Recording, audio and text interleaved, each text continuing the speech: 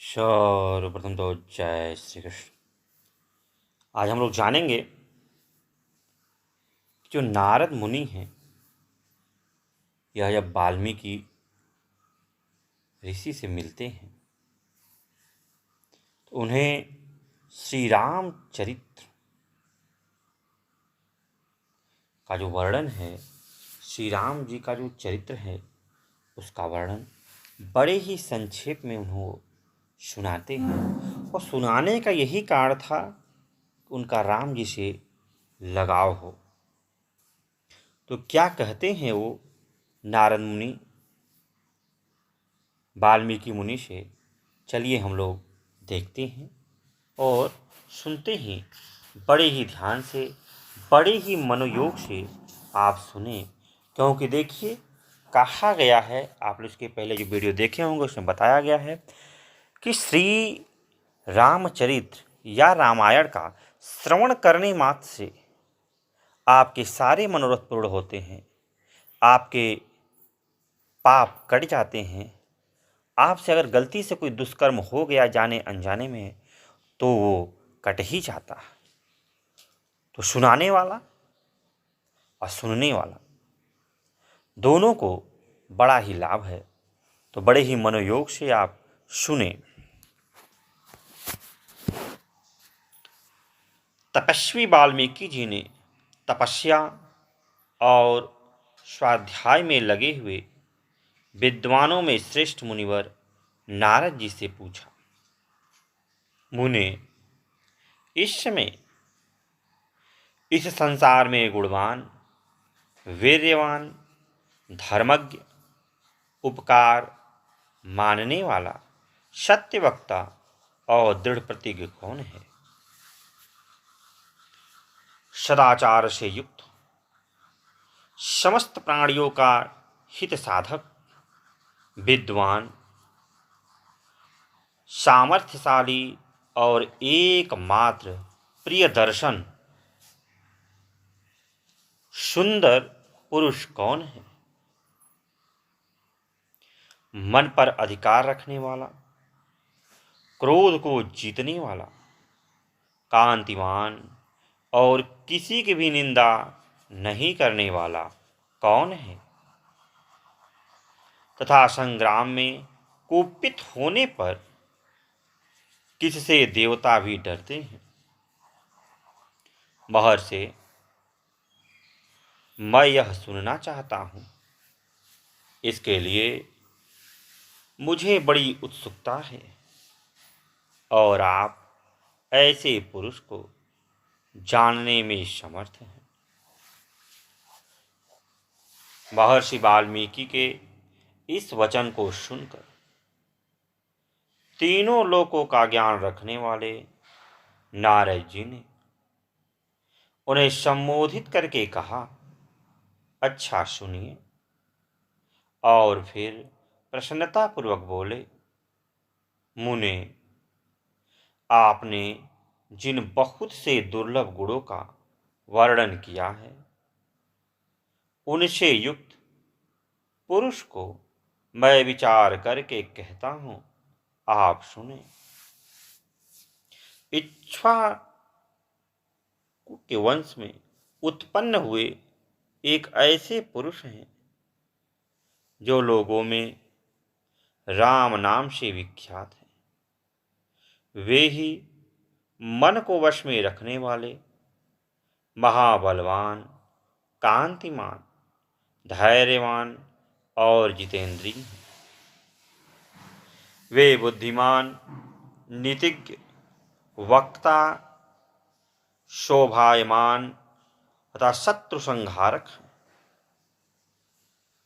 उनके कंधे मोटे और भुजाएं बड़ी बड़ी हैं। ग्रीवा शंख के समान और ठोड़ी मांसल पुष्ट है। उनकी छाती चौड़ी तथा धनुष बड़ा है।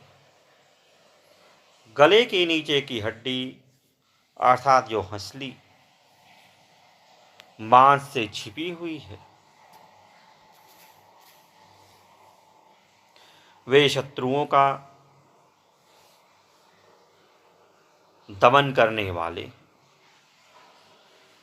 भुजाएं घुटने तक लंबी हैं,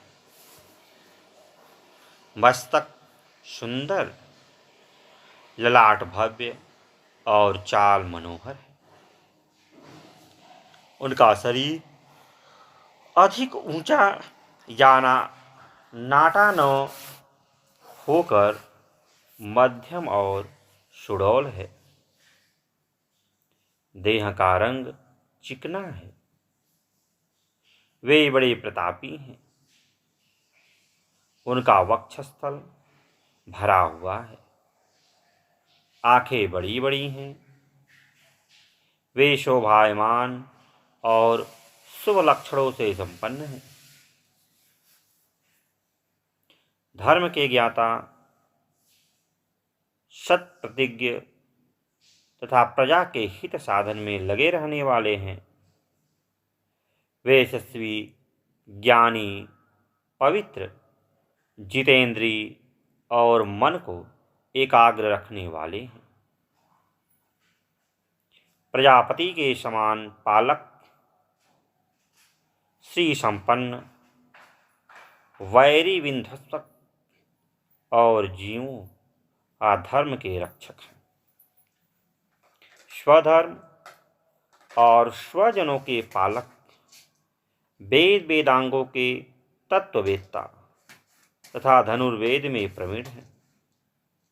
वे अखिल शास्त्रों के तत्वज्ञ, स्मरण शक्ति से युक्त और प्रतिभा संपन्न हैं। अच्छे विचार और उदार हृदय वाले वे श्री रामचंद्र जी बातचीत करने में चतुर तथा समस्त लोकों के प्रिय हैं। जैसे नदियां समुद्र में मिलती हैं, उसी प्रकार सदा राम में या राम से साधु पुरुष मिलते रहते हैं। वे आर्य एवं सब में समान भाव रखने वाले हैं। उनका दर्शन सदा ही प्रिय मालूम होता है। संपूर्ण गुणों से युक्त वे श्री रामचंद्र जी अपनी माता कौशल्या के आनंद बढ़ाने वाले, गंभीरता में समुद्र और धैर्य में हिमालय के समान हैं। वे विष्णु भगवान के समान बलवान हैं। उनका दर्शन चंद्रमा के समान मनोहर प्रतीत होता है। वे क्रोध में कालाग्नि के समान और क्षमा में पृथ्वी के सादृश्य हैं। त्याग में कुबेर और सत्य में द्वितीय धर्मराज के समान है। इस प्रकार उत्तम गुणों से युक्त और सत्य पराक्रम वाले सद्गुणशाली अपने प्रियतम ज्येष्ठ पुत्र को, जो प्रजा के हित में संलग्न रहने वाले थे, प्रजावर्ग का हित करने की इच्छा से राजा दशरथ ने प्रेमवश युवराज पद पर अभिषिक्त करना चाहा। तदनंतर राम के राज्याभिषेक की तैयारियां देखकर रानी कैकेयी ने, जिसे पहले ही वर दिया जा चुका था, राजा से यह वर मांगा कि राम का निर्वासन अर्थात वनवास और भरत का राज्याभिषेक हो। राजा दशरथ ने सत्य वचन के कारण धर्म बंधन में बंधकर प्यारे पुत्र राम को वनवास दे दिया। कैकेयी का प्रिय करने के लिए पिता की आज्ञा के अनुसार उनकी प्रतिज्ञा का पालन करते हुए वीर रामचंद्र वन को चले। तब सुमित्रा के आनंद बढ़ाने वाले विनयशील लक्ष्मण जी ने भी, जो अपने बड़े भाई राम को बहुत ही प्रिय थे, अपने सुबंधुत्व का परिचय देते हुए स्नेहवश वन को जाने वाले बंधुवर राम का अनुसरण किया और जनक के कुल में उत्पन्न सीता भी, जो अवतीर्ण हुई देव माया की भांति सुंदरी, समस्त शुभ लक्षणों के विभूषित, स्त्रियों में उत्तम, राम के प्राणों के समान प्रियतमा पत्नी तथा सदा ही पति का हित चाहने वाली थी, रामचंद्र जी के पीछे चली, जैसे चंद्रमा के पीछे रोहिणी चलती है। उस समय पिता दशरथ ने अपना सारथी भेजकर और पूर्ववासी मनुष्यों ने स्वयं साथ जाकर दूर तक उनका अनुसरण किया। फिर श्रृंगवेरपुरम में गंगा तट पर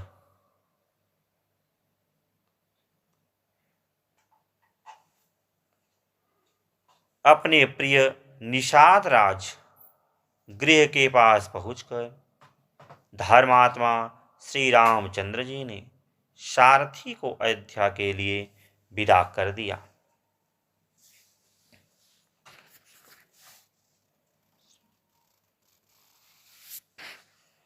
निषाद राज, गुह, लक्ष्मण और सीता के साथ राम, ये चारों एक वन से दूसरे वन गए। मार्ग में बहुत जलों वाली अनेकों नदियों को पार करके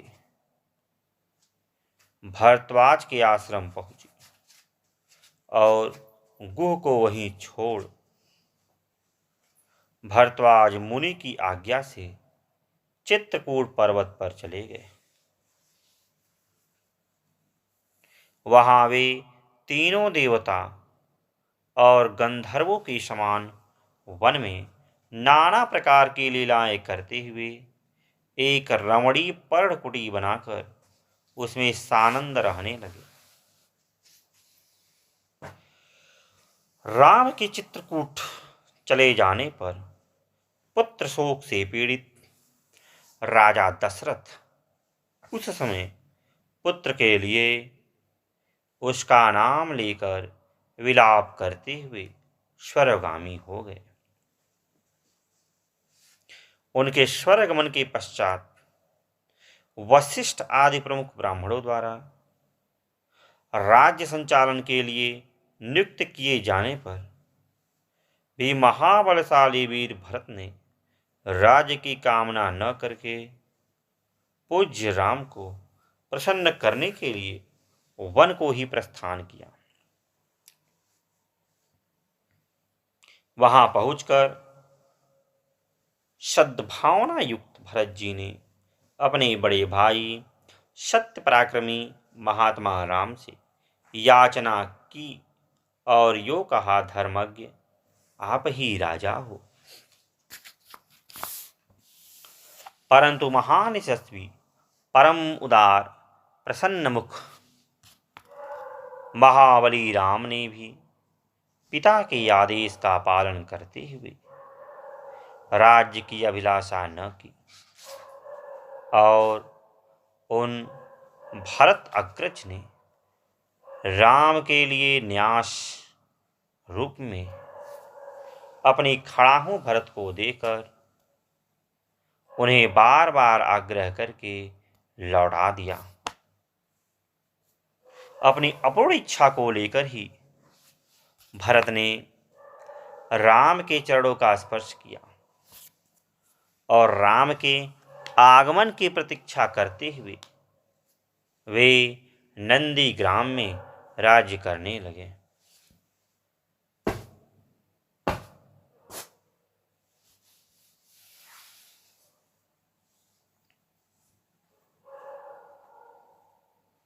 भरत के लौट जाने पर सत्य प्रतिज्ञ जितेंद्री श्री राम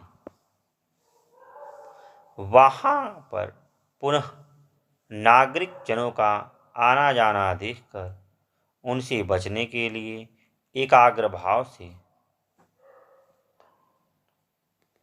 दंडक आरण्य में प्रवेश किया।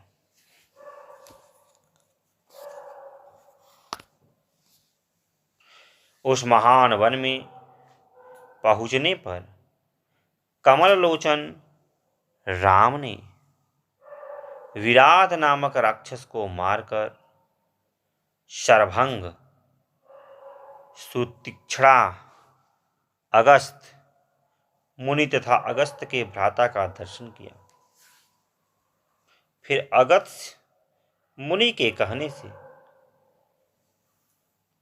उन्होंने इंद्रधनुष, एक खग और दो तुरीड़ जिनमें बाण कभी नहीं घटते थे प्रसन्नतापूर्वक ग्रहण किए। एक दिन वन में वनचरों के साथ रहने वाले श्री राम के पास असुर तथा राक्षसों के वध के लिए निवेदन करने को वहां के सभी ऋषि आए। उस समय वन में श्री राम ने दंडक आरण्यवासी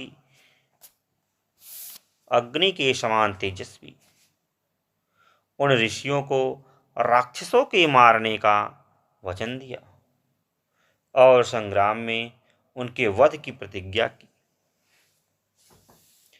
वहां ही रहते हुए श्री राम ने इच्छानुसार रूप बनाने वाली जन स्थान निवासिनी सुभर्णखा नामक की राक्षसी को लक्ष्मण के द्वारा उनकी नाक काटकर कुरूप कर दिया गया। तब सुभर्णखा के कहने से चढ़ाई करने वाले सभी राक्षसों को और खरदूषण, त्रिशिरा तथा उनके पृष्ठपोषक असुरों को राम ने युद्ध में मार डाला। उस वन में निवास करते हुए उन्होंने जन स्थानवासी 14,000 राक्षसों का वध किया। तदनंतर अपने कुटुंब का वध सुनकर रावण नामक राक्षस क्रोध से मूर्छित हो उठा और उसने मारीच राक्षस से सहायता मांगी। यद्यपि मारीच ने यह कहकर कि रावण, उस बलवान राम के साथ तुम्हारा विरोध ठीक नहीं है, रावण को अनेकों बार मना किया, परंतु काल की प्रेरणा से रावण ने मारीच के वाक्यों को टाल दिया और उसके साथ ही राम के आश्रम पर गया। मायावी मारीच के द्वारा उनके दोनों राजकुमारों को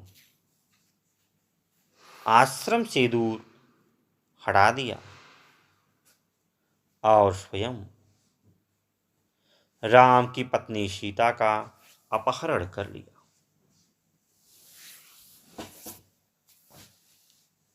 जाते समय मार्ग में विघ्न डालने के कारण उसने जटायु नामक गृध्र का वध किया। तत्पश्चात जटायु को आहत देखकर और उसी के मुख से सीता का हरण सुनकर रामचंद्र जी शोक से पीड़ित होकर विलाप करने लगे। उस समय उनकी सभी इंद्रियां व्याकुल हो उठी थी। फिर उसी शोक में पड़े हुए उन्होंने जटायु गृध्र का अग्नि संस्कार किया और वन में सीता को ढूंढते हुए कबंध नामक राक्षस को देखा।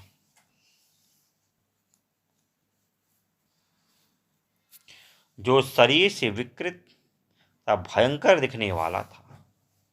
महाबाहु राम ने उसे मारकर उसका भी दाह किया। अतः वह स्वर्ग को चला गया।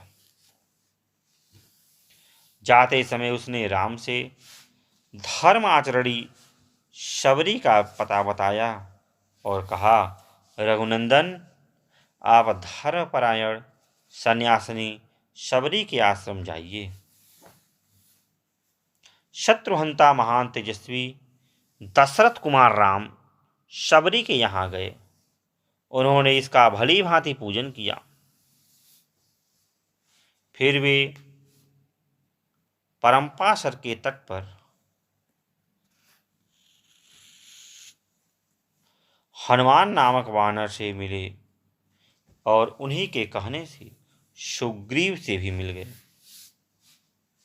तदनंतर महाबलवान राम ने आदि से ही लेकर जो कुछ हुआ था वह और विशेषतः सीता का वृत्तांत सुग्रीव से कह सुनाया। वानर सुग्रीव ने राम की सारी बातें सुनाकर उनके साथ प्रेम पूर्वक अग्नि को साक्षी बनाकर मित्रता की। उसके बाद वानर राज सुग्रीव ने स्नेहवश वाली के साथ वैर होने की सारी बातें राम से दुखी होकर बतलाई। उस समय राम ने वाली को मारने की प्रतिज्ञा की। तब वानर सुग्रीव वहां वाली के बल का वर्णन किया, क्योंकि सुग्रीव को राम के बल के विषय में बराबर शंका बनी रहती थी। राम की प्रतीति के लिए उन्होंने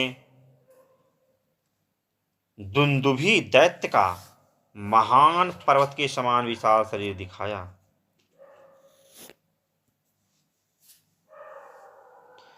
महाबली हनुमान श्री राम तनिक मुस्कुराकर इस समूह को देखा और पैर के अंगूठे से उसे 10 योजन दूर फेंक दिया। फिर एक ही महान बाण से उन्होंने अपना विश्वास दिलाते हुए 7 ताल के वृक्षों को और पर्वत तथा रसाल को बांध दिया। तदनंतर राम के इस कार्य से महाकपि सुग्रीव मन ही मन प्रसन्न हुए और उन्हें राम पर विश्वास हो गया। फिर वे उनके साथ किष्किंधा गुहा में गए। वहां पर सुवर्ण के समान पिंगल वर्ण वाले वीरवर सुग्रीव गर्जना की। उस महानाद को सुनकर वानरराज बाली अपनी पत्नी तारा को आश्वासन देकर तत्काल घर से बाहर निकला और सुग्रीव से भिड़ गया। वहां राम ने वाली को एक ही बाण से मार गिराया। सुग्रीव के कथनानुसार उस संग्राम में बाली को मारकर उनके राज्य पर राम ने सुग्रीव की ही बिठा दिया।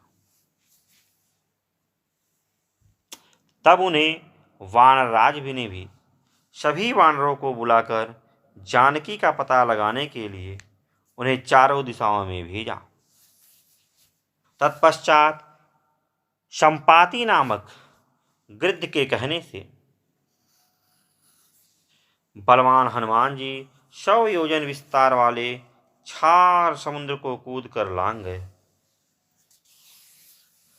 वहां रावण पालित लंकापुरी पहुंचकर उन्होंने अशोक वाटिका में सीता को चिंतामग्न देखा। तब उन्हें विदेहनंदिनी को अपनी पहचान देकर राम का संदेश सुनाया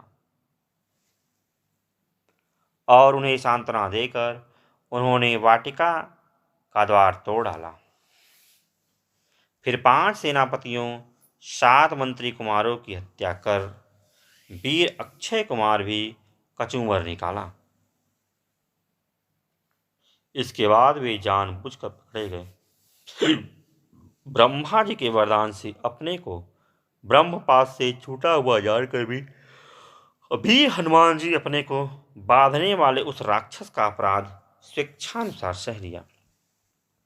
तत्पश्चात मिथिलेश कुमारी सीता के अतिरिक्त समस्त लंका को जलाकर वे महान कपि हनुमान जी राम को प्रिय संदेश सुनाने के लिए लंका से लौट आए। अपरामित बुद्धिशाली हनुमान जी वहां जा महात्मा राम की प्रतीक्षा करके जो सत्य निवेदन किया, मैंने सीता जी का दर्शन किया है। इसके तदंतर सुग्रीव के साथ भगवान राम ने महासागर के तट पर जाकर सूर्य के समान तेजस्वी बाण से समुद्र को क्षुब्ध किया। तब नदीपति समुद्र ने अपने को प्रकट कर दिया। फिर समुद्र के ही कहने से राम ने नल से पुल निर्माण कराया। उसी पुल से लंकापुरी में जाकर रावण को मारा। फिर सीता जी के मिलने पर राम को बड़ी लज्जा हुई। तब बड़ी सभा में सीता के प्रति वे मर्मभेदी वचन कहने लगे। उनकी इन बातों को न सह सकने के कारण साध्वी सीता अग्नि में प्रवेश कर गई। इसके बाद अग्नि के कहने से उन्होंने सीता को निष्कलंक माना। महात्मा रामचंद्र जी के इस महान कर्म से देवता और ऋषियों सहित चराचर त्रिभुवन संतुष्ट हो गया। फिर सभी देवताओं से पूजित होकर राम बहुत ही प्रसन्न हुए और राक्षस राज विभीषण को लंका के राज्य पर अभिषिक्त करके कृतार्थ हो गए। उस समय निश्चिंत होने के कारण उनके आनंद का ठिकाना न रहा। यह सब हो जाने पर राम देवताओं से वर पाकर और मरे हुए वानरों को जीवन दिलाकर अपनी सभी साथियों के साथ पुष्पक विमान पर चढ़कर अयोध्या के लिए प्रस्थापित हुए। भरद्वाज मुनि के आश्रम पर पहुंचकर सबको आराम देने वाले सत्य पराक्रमी राम ने भरत के साथ हनुमान को भेजा। फिर सुग्रीव के साथ कथा वार्ता कहते हुए पुष्प करोड़ों नंदीग्राम को गए। निष्पाप श्री रामचंद्र जी नंदीग्राम में अपनी जड़ा काटकर भाइयों के साथ सीता को पाने के अनंतर पुनः अपना राज्य प्राप्त किया। अब राम के राज्य में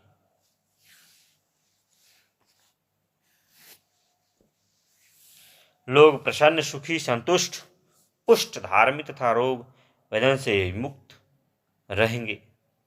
उन्हें दुर्भिक्षा भय न होगा।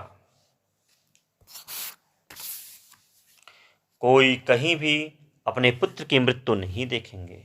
स्त्रियां विधवा न होगी, सदा ही पतिव्रता होंगी। आग लगने का किंचन भी भय न होगा। कोई प्राणी जल में नहीं डूबेंगे। वात और ज्वर का भय थोड़ा भी नहीं रहेगा। क्षुधा तथा चोरी का डर भी जाता रहेगा। सभी नगर और राष्ट्र धन धान्य संपन्न होंगे। सतयुग की भांति सभी लोग सदा प्रसन्न रहेंगे। महायशस्वी राम बहुत से सुवर्णों की दक्षिणा वाले 100 अश्वमेध यज्ञ करेंगे।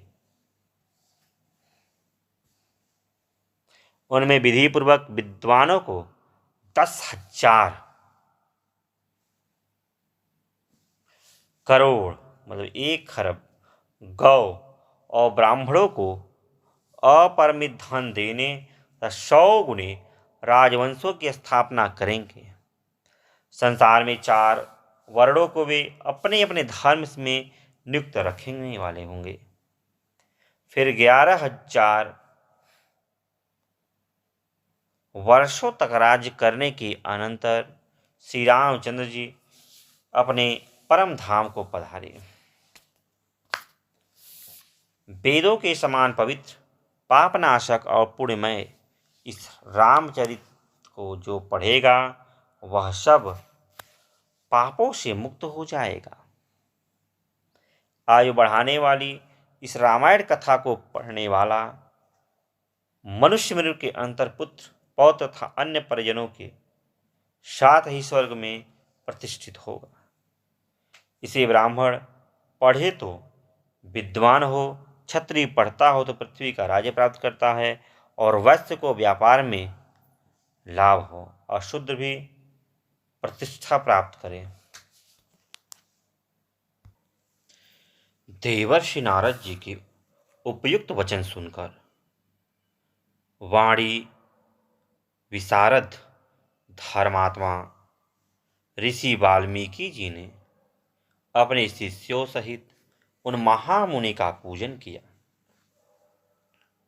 वाल्मीकि जी से यथावत सम्मानित हो देवर्षि नारद जी ने जाने के लिए उनसे आज्ञा मांगी, और उनसे अनुमति मिल जाने पर वे आकाश मार्ग से चले गए। उनके देवलोक पधारने के 2 ही घड़ी बाद वाल्मीकि जी तमसा नदी के तट पर गए, जो गंगा जी से अधिक दूर नहीं था। तमसा के तट पर पहुंचकर वहां के घाट को कीचड़ से रहित देख मुनि ने अपने पास खड़े हुए शिष्यों से कहा, भरद्वाज, देखो, यहाँ का घाट बड़ा सुंदर है। इसमें कीचड़ का नाम नहीं है। यहाँ का जल वैसा ही स्वच्छ है जैसा सत्पुरुष का मन होता है। तात, यही कलश रख दो और मुझे मेरा वल्कल दो। मैं तमसा के इसी उत्तम तीर्थ में स्नान करूंगा। महात्मा वाल्मीकि के ऐसा कहने पर नियम परायण शिष्य भरद्वाज ने अपने गुरु मुनिवर वाल्मीकि को वल्कल वस्त्र दिए। शिष्य के हाथ से वल्कल लेकर वे जितेंद्रीय मुनि वहां के विशाल वन की शोभा देखते हुए सब ओर विचरने लगे, अर्थात भ्रमण करने लगे। उनके पास ही क्रौंच पक्षियों का एक जोड़ा, जो कभी एक दूसरे से अलग नहीं होता था, विचर रहा था। वे दोनों पक्षी बड़ी मधुर बोली बोलते थे। भगवान वाल्मीकि ने पक्षी के उस जोड़े को वहां देखा। उसी समय पाप पूर्ण विचार रखने वाले एक निषाद ने, जो समस्त जंतुओं का अकारण बैरी था, वहां आकर पक्षियों के इस जोड़े में से एक नर पक्षी को मुनि के देखते देखते बाण से मार डाला। वह पक्षी खून से लथपथ होकर पृथ्वी पर गिर पड़ा और पंख फड़फड़ाता हुआ तड़पने लगा। अपने पति की हत्या हुई देख उसकी भार्या क्रौंची करुणाजनक स्वर में चित्कार कर उठी। उत्तम पंखों से युक्त वह पक्षी सदा अपनी भार्या के साथ साथ विचरता था। उसके मस्तक का रंग तांबे के समान लाल था और वह काम से मतवाला हो गया था। ऐसे पति से विक्त होकर क्रौंची बड़े दुख से रो रही थी। निषाद ने जिसे मार गिराया था, उस नर पक्षी की वह दुर्दशा देख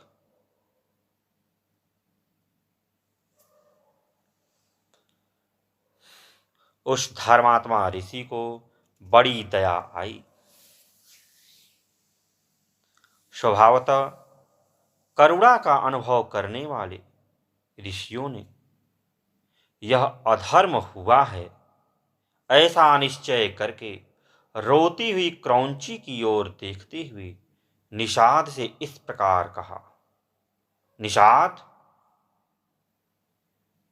तुझे नित्य निरंतर कभी भी शांति न मिले, क्योंकि तूने इस क्रौंच के जोड़े में से एक की जो काम से मोहित हो रहा था, बिना किसी अपराध के ही हत्या कर डाली।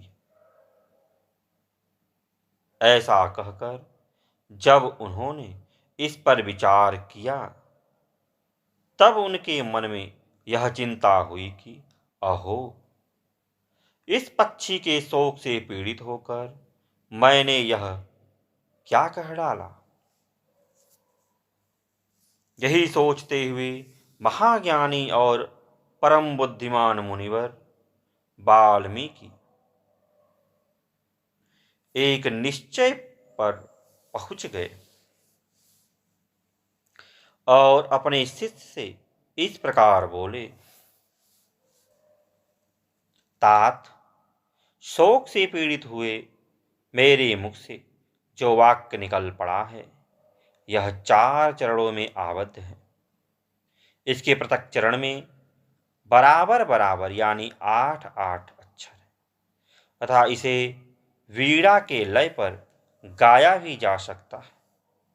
अतः मेरा यह वचन श्लोक रूप अर्थात श्लोक नामक छंद में आबद्ध काव्य रूप या यशः स्वरूप होना चाहिए, अन्यथा नहीं। मुनि की यह उत्तम बात सुनकर उनके शिष्य भरद्वाज को बड़ी प्रसन्नता हुई और उसने उनका समर्थन करते हुए कहा, हाँ, आपका यह वाक्य श्लोक रूप ही होना चाहिए। शिष्य के इस कथन से मुनि को विशेष संतोष हुआ। तत्पश्चात उन्होंने उत्तम तीर्थ में विधि पूर्वक स्नान किया और उसी विषय का विचार करते हुए वे आश्रम की ओर लौट पड़े। फिर उनका विनीत एवं शास्त्राज्ञ शिष्य भरद्वाज भी वह जल से भरा हुआ कलश लेकर गुरु जी के पीछे पीछे चल।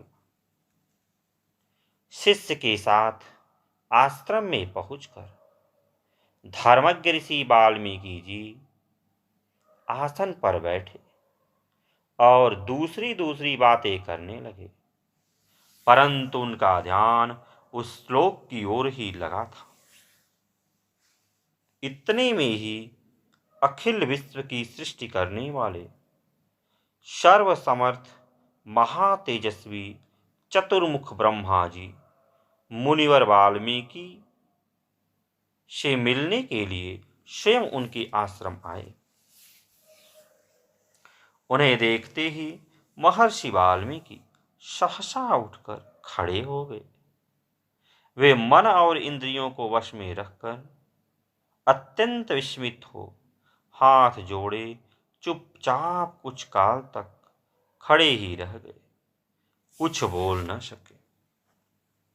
तत्पश्चात उन्होंने पाद, अर्घ, आसन और स्तुति आदि के द्वारा भगवान ब्रह्मा जी का पूजन किया और उनके चरणों में विधिवत प्रणाम करके उनसे कुशल समाचार पूछा। भगवान ब्रह्मा ने एक परम उत्तम आसन पर विराजमान होकर वाल्मीकि मुनि को भी आसन ग्रहण करने की आज्ञा दी। ब्रह्मा जी की आज्ञा पाकर वे भी आसन पर बैठे। उस समय साक्षात लोक पितामह ब्रह्मा सामने बैठे हुए। तो भी वाल्मीकि का मन उस क्रौंच पक्षी वाली घटना की ओर ही लगा रहा। वे उसी के विषय में सोचने लगे। ओह, जिसकी बुद्धि बैर भाव को ग्रहण करने में ही लगी रहती है, उस पापात्मा व्याध ने बिना किसी अपराध के ही वैसे मनोहर कलरव करने वाले क्रौंच पक्षी के प्राण ले लिए। यही सोचते सोचते उन्होंने क्रौंची के आर्तनाद को सुनकर निषाद को लक्ष्य करके जो श्लोक कहा था, उसी को फिर ब्रह्मा जी के सामने दोहराया। उसे दोहराते ही फिर उनके मन में अपने दिए हुए शाप के अनुचित का ध्यान आया। तब वे शोक और चिंता में डूब गए। ब्रह्मा जी उनकी मनः स्थिति को समझकर हंसने लगे और मुनिवर वाल्मीकि से इस प्रकार बोले।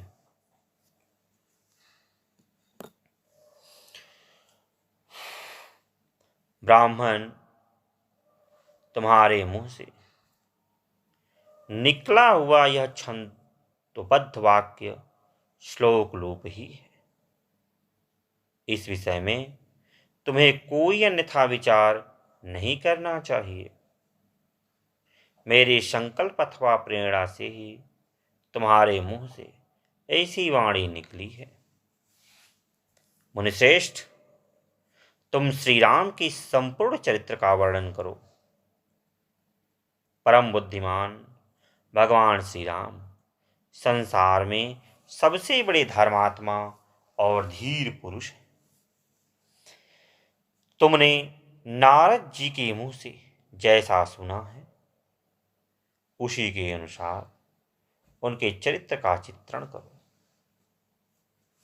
बुद्धिमान श्री राम का जो गुप्त या प्रकट वृत्तांत है तथा लक्ष्मण, सीता और राक्षसों के जो संपूर्ण गुप्त या प्रकट चरित्र हैं, वे सब अज्ञात होने पर भी तुम्हें ज्ञात हो जाएंगे। इस काव्य में अंकित तुम्हारी कोई भी बात झूठी नहीं होगी।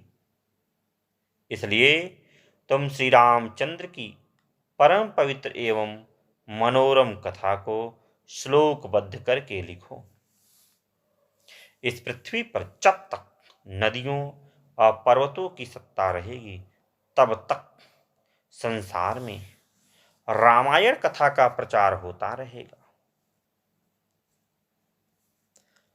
जब तक तुम्हारी बनाई हुई श्री राम कथा का लोक में प्रचार रहेगा, तब तक तुम इच्छा अनुसार ऊपर नीचे तथा मेरे लोक में निवास करोगे।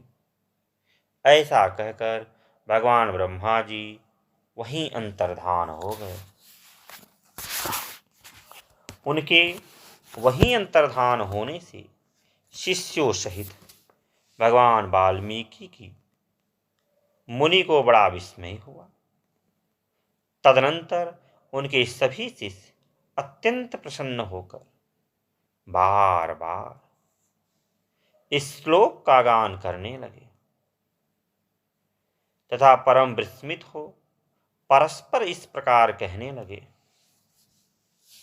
हमारे गुरुदेव महर्षि ने क्रौंच पक्षी के दुख से दुखी होकर जिस समान अक्षरों वाले 4 चरणों से युक्त वाक्य का गान किया था, वह था तो उनके हृदय का शोक, किंतु उनकी वाणी द्वारा उच्चारित होकर श्लोक रूप हो गया। इधर शुद्ध अंतःकरण वाले महर्षि वाल्मीकि के मन में यह विचार हुआ कि मैं ऐसे ही श्लोक में संपूर्ण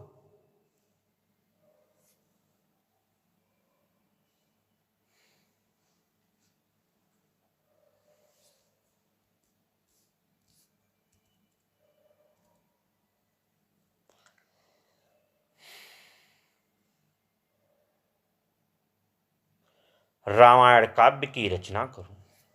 यह सोचकर उनका उदार दृष्टि वाले उन यशस्वी महर्षि ने भगवान श्री रामचंद्र जी के चरित्र को लेकर हजारों श्लोकों से युक्त महाकाव्यों की रचना की, जो उनके यश को बढ़ाने वाला है। इसमें श्री राम के उदार चरित्र का प्रतिपादन करने वाले मनोहर पद का प्रयोग किया गया है। महर्षि वाल्मीकि के बनाए हुए इस काव्य में तत्पुरुष आदि समासों, दीर्घ गुण आदि संधियों और प्रकृति प्रत्यय के संबंध का यथायोग्य निर्वाह हुआ। इसकी रचना में समता, पतत, प्रकर्ष आदि दोषों का अभाव है।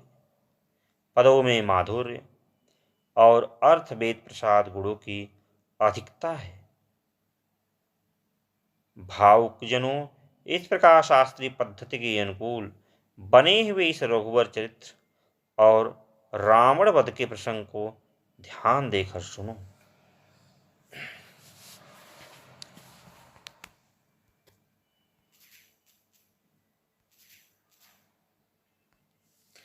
नारद जी के मुंह से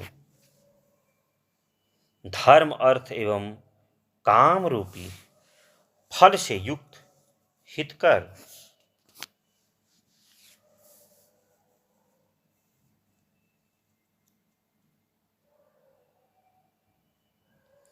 तथा प्रकट और गुप्त संपूर्ण रामचरित्र को, जो रामायण महाकाव्य की प्रधान कथा वस्तु था, सुनकर महर्षि वाल्मीकि जी बुद्धिमान श्री राम के उस जीवन वृत्तांत का पुनः भली भांति साक्षात्कार करने के लिए प्रयत्न करने लगे। वे पूर्वाग्रह कुशों के आसन पर बैठ गए और विद्वत आचमन करके हाथ जोड़े हुए स्थिर भाव से स्थित हो योग, धर्म, समाधि के द्वारा श्री राम आदि के चरित्र का अनुसंधान करने लगे। श्री राम, लक्ष्मण, सीता तथा राज्य और रानियों सहित राजा दशरथ से संबंधित रखने वाली जितनी बातें थी, हंसना, बोलना, चलना और राज्य पालन आदि जितनी चेष्टाएं हुई, उन सबका महर्षि ने अपने योग धर्म के बल से भली भांति साक्षात्कार कर लिया। सत्य प्रतिज्ञ श्री रामचंद्र जी ने लक्ष्मण और सीता के साथ वन में विचरते समय जो जो लीलाएं की थी, वे सब उनकी दृष्टि में आ गई। योग का आश्रय लेकर उन धर्मात्मा महर्षि ने पूर्व काल में जो जो घटनाएं घटित हुई थी, उन सबको वहां हाथ पर रखे हुए अवलेख की तरह प्रत्यक्ष देखा। सबके मन को प्रिय लगने वाले भगवान श्री राम के संपूर्ण चरित्र का योग धर्म के द्वारा यथार्थ रूप से निरीक्षण करके महाबुद्धिमान महर्षि वाल्मीकि ने उन सबको महाकाव्य रूप देने की चेष्टा की। महात्मा नारद जी ने पहले जैसा वर्णन किया था, उसी के क्रम से भगवान वाल्मीकि की मुनि ने रघुवंश विभूषण श्री राम के चरित्र विषय रामायण काव्य का निर्माण किया। जैसे समुद्र सब रत्नों की निधि है, उसी प्रकार यह महाकाव्य गुण, अलंकार एवं ध्वनि आदि रत्नों का भंडार है।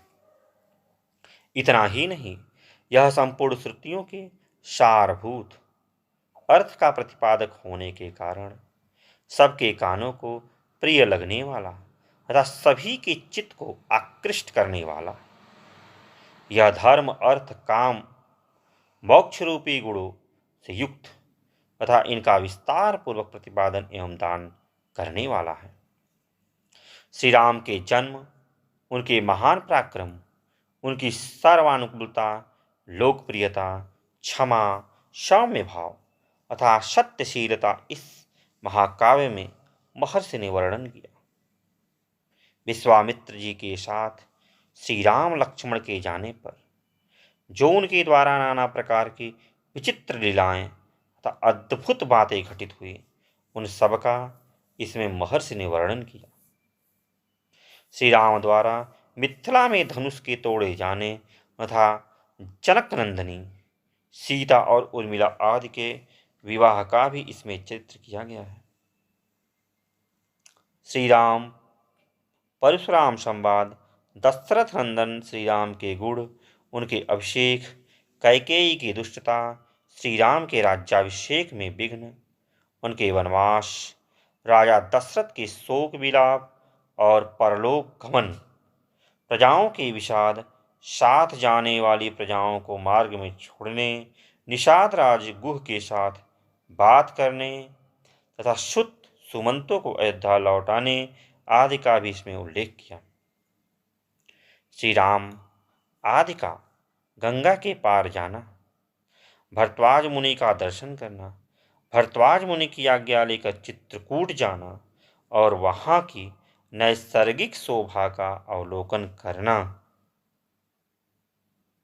चित्रकूट में कुटिया बनाकर उसमें निवास करना, वहाँ भरत का श्री राम से मिलने के लिए आना, अयोध्या लौट चलने के लिए प्रसन्न करना, श्री राम द्वारा पिता को जलांजलि दान,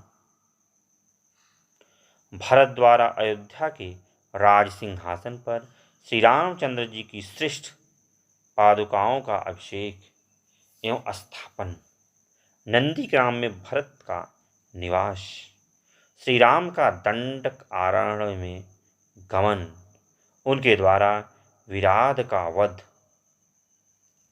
सरभंग मुनि का दर्शन, सुतीक्ष्णा के साथ समागम, अनुसुईया के साथ सीता देवी की कुछ काल तक स्थिति,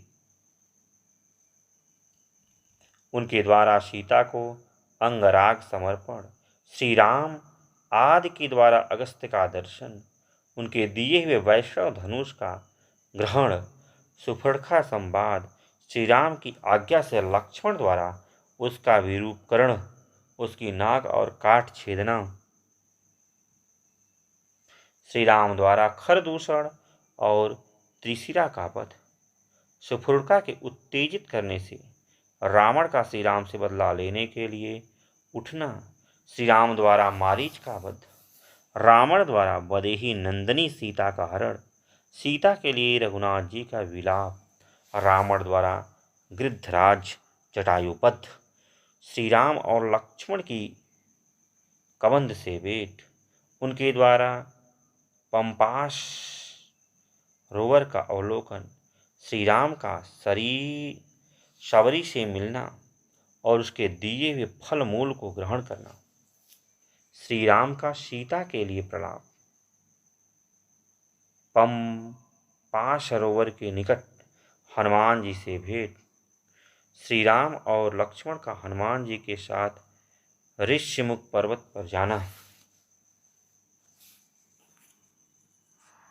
वहाँ सुग्रीव के साथ भेंट कराना, उन्हें अपने बल का विश्वास दिलाना और उनसे मित्रता स्थापित करना, बाली और सुग्रीव का युद्ध, श्री राम द्वारा बाली का विनाश, सुग्रीव को राज्य समर्पण, अपने पति वाली के लिए तारा का विलाप, सत्काल में सीता की खोज कराने के लिए सुग्रीव की प्रतिज्ञा, श्री राम का बरसात के दिनों में माल्यवान पर्वत के प्रस्रवण नामक शिखर पर निवास, रघुकुल सिंह श्री राम का सुग्रीव के प्रति क्रोध प्रदर्शन, सुग्रीव द्वारा सीता के खोजने के लिए वानर सेना का संग्रह, सुग्रीव का संपूर्ण दिशाओं में वानरों को भेजना और उन्हें पृथ्वी के द्वीप समुद्र आदि विभागों का परिचय देना, श्री राम का सीता के विश्वास के लिए हनुमान जी को अपनी मुट्ठी देना,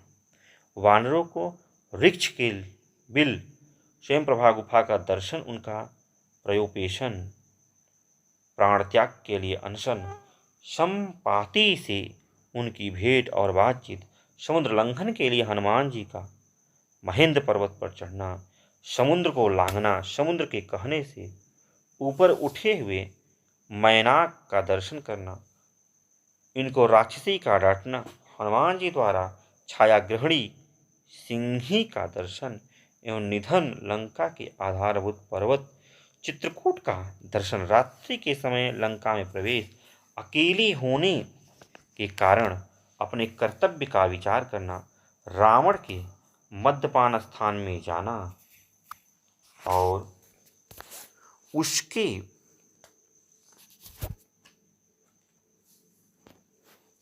अंतःपुरी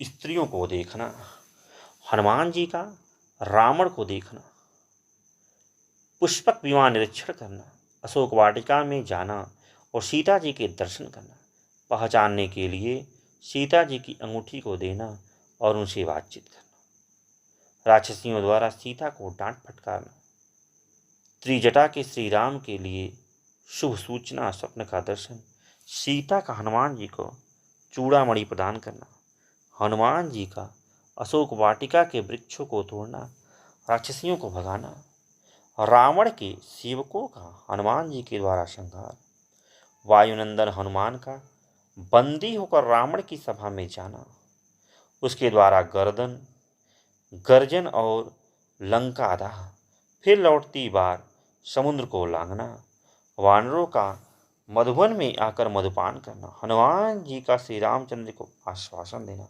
और सीता जी की दी हुई चूड़ामणि समर्पित करना, सेना सहित सुग्रीव के साथ श्री राम की लंका यात्रा के समान समुद्र से भेंट, नल का समुद्र पर सेतु बांधना, उसी सेतु के द्वारा वानर सेना का समुद्र के पार जाना, रात को वानरों का लंका पर चारों ओर से घेरा डालना, विभीषण के साथ श्री राम का मैत्री संबंध, विभीषण का श्री राम को रावण के वध का उपाय बताना, कुंभकर्ण का निधन, मेघनाद का वध, रावण का विनाश, सीता जी की प्राप्ति, शत्रुनगरी लंका में विभीषण का अभिषेक, श्री राम द्वारा पुष्पक विमान का अवलोकन, उसके द्वारा दल बल सहित उसका अयोध्या के लिए प्रस्थान, श्री राम का भरत मुनि से मिलना, वायुपुत्र हनुमान को दूत बनाकर भरत के पास भेजना, अयोध्या में आकर भरत से मिलना, श्री राम के राज्याभिषेक उत्सव, फिर श्री राम का सारी वानर सेना को विदा करना, अपने राष्ट्र की प्रजा को प्रसन्न रखना तथा उनकी प्रसन्नता के लिए ही विदेहनंदिनी सीता को वन में त्याग देना इत्यादि वृत्तांतों को एवं इस पृथ्वी पर श्री राम का जो कुछ भविष्य चित्रण था उसको भी भगवान वाल्मीकि मुनि ने अपने उत्कृष्ट महाकाव्य में अंकित किया। तो आप लोगों ने जाना कि जो महर्षि वाल्मीकि हैं, जब वो देख जाते हैं कि क्रौंच पक्षी को बाण बहेलिये ने मार दिया, निषाद ने मार दिया, वह बिलख बिलख कर रोने लगी। यह देखकर,